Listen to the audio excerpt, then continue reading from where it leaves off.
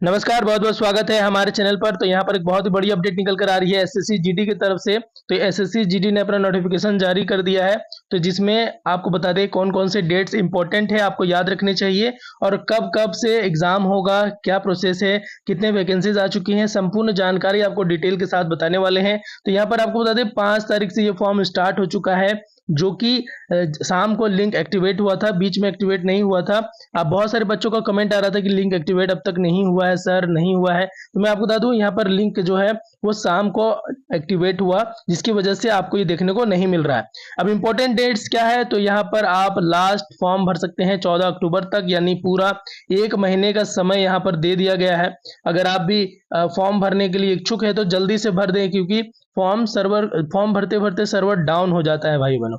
तो यहाँ पर लास्ट डेट है 14 अक्टूबर। उसके बाद जो लास्ट पेमेंट का डेट है वो 15 अक्टूबर तक, यानी अगर आपने फॉर्म भर लिया है तो 15 अक्टूबर तक आपको पेमेंट करने का टाइम दिया जाएगा। वहीं अगर कुछ गलती हो जाती है तो यहाँ पर 5/11 से 7/11 के बीच में आप यहाँ पर सुधार कर सकते हैं। अगर अगर किसी तरह का गलती होता है तो आप 5 से 7 तारीख के बीच में सुधार कर सकते हैं इस तरह से। उसके बाद जो एग्जाम होने वाला है, कंप्यूटर बेस्ड एग्जाम होगा, वो जनवरी फरवरी महीने में होगा, यानी 2025 में होगा। ये सारी जानकारी आपको बहुत ही इंपॉर्टेंट रखने वाली है। उसके बाद जो अगली अपडेट आपको बता दें कि आपको इंप्रूव करने के देखना है और साथ ही साथ कितने कितने पोस्ट है, डिटेल के साथ मैं आपको बता देता हूँ। यहाँ पर 18,000 से 56,900 का यहाँ पर पेमेंट लेवल है, आपको दिख रहा होगा। आपको पेमेंट कितनी मिलेंगी, तो यहाँ पर ये सारे पेमेंट का आपको दिख रहा होगा। 18,000 से स्टार्टिंग है और 69,100 तक यहाँ पर आपको जाएगा। पोस्ट वाइज पोस्ट है कि कहाँ पर आपका कितना पोस्ट है, ये सारी चीज आपको यहाँ पर देखने को मिलेगी। अब वैकेंसीज आपको कितने कितने पोस्ट आपको यहाँ पर देखने को मिले, तो ये मैं आपको बता देता हूँ। सबसे ज्यादा मेल और फीमेल में कौन कौन से पोस्ट आपको देखने को मिलेंगे। जैसे बीएसएफ में आपको देख रहे होंगे कि एससी कैटेगरी के लिए 2018 पोस्ट यहाँ पर है, एसटी के लिए 1489 पोस्ट है, और ओबीसी के लिए जो कि सेंट्रल लेवल में आते हैं उनके लिए यहाँ पर 2906 पोस्ट है, और ईडब्ल्यूएस के लिए 1330 पोस्ट है। इसी प्रकार जनरल के लिए 5563 पोस्ट है। तो इस तरह से आपको अपना पोस्ट देख लेना है। मेल का अलग दिया हुआ है, फीमेल का अलग दिया हुआ है। यहाँ पर जो वैकेंसीज है बहुत ही लाजवाब है और बहुत सारे लोगों के लिए एक नया अवसर है कि आप इस फॉर्म को भर सकते हैं और अपना जो जॉब है वो ले सकते हैं। तो ये रही सारी आपका वैकेंसीज की डिटेल। आप इसको रोक कर भी देख सकते हैं, जिस तरह से बीएसएफ है, सीआईएसएफ है, सीआरपीएफ है, एसएसबी है, सारे पोस्ट वाइज टोटल वैकेंसीज दी हुई है। कौन कौन से जनरल कैटेगरी में आते हैं, ओबीसी आते हैं, एसटी आते हैं, मेल फीमेल, ये सारी चीजें आपको यहाँ पर दे दी गई है। अब अगली अगर अपडेट की बात कर लेते हैं, तो यहाँ पर सबसे इंपॉर्टेंट आपको बता दें, अगर आपने भी एज रिलैक्सेशन के बारे में सोच रहा होगा कि इतना एज छूट मिलेगा, तो एसटीएससी के लिए 5 साल का छूट है, ओबीसी के लिए 3 साल का छूट है, और एक्स सर्विसमैन के लिए 3 साल का छूट है। और साथ ही साथ जो भी गुजरात राइट्स में मारे गए थे उनके लिए 5 साल का छूट गया है, उनके माता पिता जिनके डेथ हो गई थी। इसी प्रकार से 8 साल का है गुजरात ओबीसी के लिए, 1984 राइट्स के लिए है।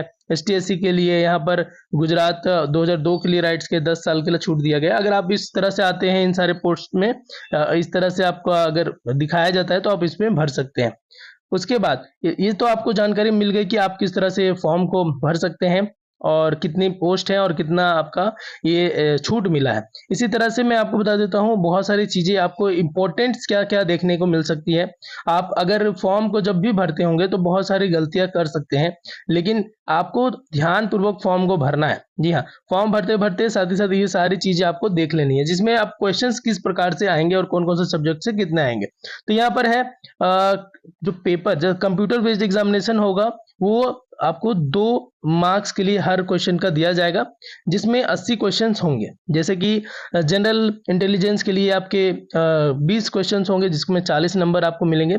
इस प्रकार से 4 सब्जेक्ट्स में ए बी सी डी दिया गया है, और 20-20 क्वेश्चंस आएंगे, 40-40 नंबर का होगा, यानी 40, 80, 120, 160 नंबर का ये टोटल होगा। तो आप में ये सारी चीजें देख लेनी है कि आपका कहाँ पर कमजोरी है, आप किस तरह से गलती कर सकते हैं, कौन कौन से सब्जेक्ट में आपको गलती हो सकता है, तो ये डिटेल आपको देख लेनी है। और आपको सबसे अच्छा यहाँ पर इसमें पोस्ट का सारा जो भी दिया गया है, जैसे आपको कौन कौन सी चीज़ें पढ़नी है, ये सारी चीज़ें भी दे दी गई है इसके नोटिफिकेशन में। आप एसएससी के वेबसाइट में जाकर नोटिफिकेशन डाउनलोड कर सकते हैं। अब बात करते हैं हाइट और लंबाई चौड़ाई की कितनी है।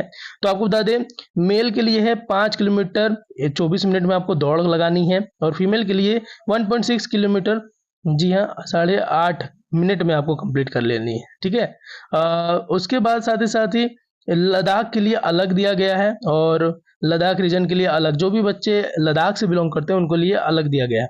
वहीं पर आपको देते हैं रेसेस लिखा हुआ है, इवेंट लिखा हुआ है, ये सारी चीजें आपको यहाँ पर देख लेनी है। 800 मीटर इन 5 मिनट में दिया हुआ है। ये जो नीचे दिया गया है ना, वो है आपका लद्दाख के लिए, और ऊपर में भी जो भी बच्चे हैं जो लद्दाख से बिलोंग करते हैं तो उनको ये डिटेल देख लेनी है कि आपको कितना दौड़ लगाना है। वहीं पर हाइट की बात कर लेते हैं, तो यहाँ पर 170 सेंटीमीटर लड़कों के लिए होनी चाहिए, और फीमेल के लिए 157 सेंटीमीटर होनी चाहिए। अगर आप भी बॉयज हैं और आपको भी यहाँ पर हाइट नहीं पता है, तो ये चीज आपको देख लेनी है। ठीक है, कि आपका हाइट कितना होना चाहिए। उसके साथ ST SC के लिए हाइट अलग दिया हुआ है, वो भी जितने भी ST कैटेगरी के हैं, मेल के लिए 162 सेंटीमीटर होनी चाहिए। रिलैक्सेशन, जी हाँ, आपको बता देते हैं हाइट में आपको जितने छूट दी गई है, ये सारी चीजें भी आपको देख लेनी है। 162 है, 157 है, ये सारे अलग अलग क्षेत्रों में, जैसे असम हिमाचल प्रदेश के लिए 165 रखी गई है लड़कों के लिए, और उसी साथ नॉर्थ ईस्टर्न के लिए भी अरुणाचल प्रदेश और मणिपुर के लिए 162.5 सेंटीमीटर रखी गई है। अगर आप उस जगह से बिलोंग करते हैं तो इसी प्रकार से सब जगह का आपको दिया गया है, मेघालय का दिया गया है, और भी बहुत सारी चीजें आपको यहाँ पर देख लेनी है। और उसके साथ साथ आपको चेस्ट कितना होना चाहिए लड़कों के लिए, यहाँ पर आपको बता देते हैं 80 सेंटीमीटर होना चाहिए, मिनिमम 5 सेंटीमीटर एक्सपेंशन होना चाहिए। और साथ ही साथ यहाँ पर भी छूट दी गई है, जैसे यहाँ पर SC कैटेगरी के लिए की भी ST के लिए क्या है और कितना आपका होना चाहिए, ये चीज़ें आपको जरूर ध्यान दे के भरना है फॉर्म। जब भी आप फॉर्म भरते हैं ना, तो सबसे पहले ये सारी चीज़ें देख लेनी है, नोटिफिकेशन सबको अच्छा से पढ़ लेना है, और साथ ही साथ जो रिक्वायर्ड डॉक्यूमेंट है आपको क्या क्या लेके जाना है। ठीक है, आपके पास आधार कार्ड होना चाहिए, ई आधार कार्ड या voter ID card, driving licence, PAN card, passport, या कोई भी कॉलेज स्कूल से ID होनी चाहिए। इस तरह से आपके पास डॉक्यूमेंट्स वैलिड होने चाहिए। और डेट ऑफ बर्थ के लिए आप 10 का मार्कशीट यूज कर सकते हैं, अगर आपके पास भी 10 का मार्कशीट है तो। और इस तरह से मोड ऑफ सिलेक्शन किस प्रकार से होगा, सबसे पहले the requirement process will consist of computer based examination, physical standard test PST, physical efficiency test PET, medical examination, और DME ME of document verification. इस प्रकार से आपका एग्जाम होगा, PT होगा, और डॉक्यूमेंट वेरिफिकेशन के बाद आपका जॉब लग जाएगा। इस तरह से आपके पास अगर सर्टिफिकेट भी है, NCC सर्टिफिकेट, तो वो भी आप सबमिट कर सकते हैं अगर आपके पास है तो। उसके साथ साथ यहाँ पर पोस्ट की जो नाम रखी गई है, जब आप फॉर्म भरिएगा तो उसमें आपको प्रायोरिटी देखने को मिलेंगे, जिसमें कोड दिया गया है BSF का A, CISF का B, CRPF का C, SSB का D, ITBP का E, असम राइफल्स का F, NCB का G, SSF का H। इस प्रकार से आपको क्या करना है, इसमें सिलेक्ट कर लेना है पोस्ट को कि आप कौन कौन से पोस्ट में एलिजिबल है, उस तरह से आपको सीक्वेंस लगाने। हाँ, यहाँ पर बहुत मेन मैटर होता है कि अगर आप इस प्रकार से सीक्वेंस लगाते हैं जहां पर आपका पोस्ट दिया गया, तो आपको क्या करना है कि अपना वैकेंसीज के हिसाब से चेक करना है कि पोस्ट कितने हैं और हम किसको किसको सबसे पहले प्रायोरिटी देंगे। तो इस प्रकार से आपको सिलेक्ट कर लेना है जब आप फॉर्म को भरिएगा। तो ये बहुत ही इजी फॉर्म है, लेकिन थोड़ा सा एक ट्विस्ट ये है कि अगर आप फॉर्म को अपने से भरते हैं तो गलती होने की संभावना बहुत ज्यादा है, क्योंकि इसमें एक बार क्या हुआ है कि लाइव फोटो भी मांगा गया है। साथ ही साथ अगर आप लाइव फोटो नहीं डालते हैं तो आपको फॉर्म जो है वो रिजेक्ट हो जाएगा। ठीक है, तो ये सारी चीजें भी आपको जानकारी रखनी है, आप किस प्रकार से कर सकते हैं। आप फॉर्म को अपने से अगर अच्छे से जानकारी होगा तो आप भर सकते हैं, अन्यथा आप इसको रिस्क ना ले, कहीं जाकर ही फॉर्म को भरवा लें। उसके बाद सारे जगहों पे दिया गया है और आपको यहाँ पर फॉर्म के बारे में भी पूरी जानकारी मैंने बता दी। साथ ही साथ प्रोसेस आप किस प्रकार से रजिस्ट्रेशन कर सकते हैं। अगर आपने OTR नहीं रजिस्ट्रेशन करवाया है तो सबसे पहले SSC के वेबसाइट पे जाकर OTR रजिस्ट्रेशन करवा ले। इसके लिए आपको 10 का मार्कशीट, पूरा आधार कार्ड डिटेल, मोबाइल नंबर और ईमेल ID करके रजिस्ट्रेशन करवा लेना होगा। रजिस्ट्रेशन करने के बाद आपको रजिस्ट्रेशन नंबर मिल जाएगा और पासवर्ड आपके मोबाइल में आ जाएगा, और उसके बाद वही चीज को आपको लॉग इन कर लेना है और पासवर्ड को चेंज कर लेना है, जो कि पासवर्ड आपको दिया गया होगा, और उसके बाद नया पासवर्ड आपको बना लेना है। उसके बाद लॉगिन करके जो रिक्वायर्ड डॉक्यूमेंट में जो फॉर्म आए हुए होंगे, जो जी हाँ आपके पास जो भी आए होंगे, सबसे पहले आपको रजिस्टर किया हुआ रहेगा। आप सेव करके जब आगे बढ़िएगा तो आपको फॉर्म को यहाँ पर ऑप्शन दे देगा भरने का।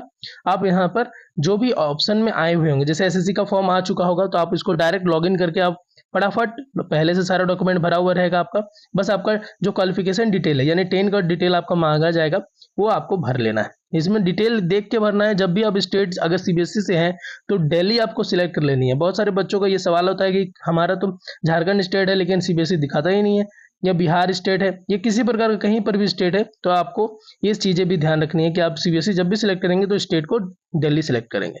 इस तरह से एग्जामिनेशन प्रेफरेंस आपको डालना है कि कहाँ कहाँ आपका एग्जाम होगा, सीट होगा। उसके बाद यहाँ पर लाइव फोटो आपको कैप्चर कर लेनी है और सिग्नेचर यहाँ अपलोड कर लेनी है। अगर आपका वेबकैम नहीं है तो आप मोबाइल में भी इसका एसएससी का ऐप है, उसको डायरेक्ट आप इंस्टॉल करके और इस बारकोड को स्कैन कीजिएगा तो आपका पेज खुल जाएगा, और आप वहीं से डायरेक्ट या गूगल से भी आप डायरेक्ट स्कैन करके अगर कीजिएगा तो आपका फोटो साइन अपलोड करने का ऑप्शन मिल जाएगा। फोटो आपको लाइव फोटो अपलोड करनी है और सिग्नेचर आपको इसके साइज के अकॉर्डिंग अपलोड कर लेनी है। बस उसके बाद सबमिट करके यहाँ पर प्रीव्यू देख लेना है और सारी चीज़ों को सबमिट करके देख लेना है। साइज का भी बात कर लेंगे तो सिग्नेचर का भी आपको ध्यान रखना है कि बॉक्स के अंदर में होना चाहिए फोटो का जो भी साइज दिया हुआ गया, और कितने केबी का है वो भी होना चाहिए। ठीक है, यहाँ पर देख सकते हैं सिग्नेचर का जो बॉक्स के अंदर में रखा गया है, और इस तरह से टेढ़ा उड़ा नहीं होना चाहिए, नहीं तो आपका सिग्नेचर रिजेक्ट कर दिया जाएगा।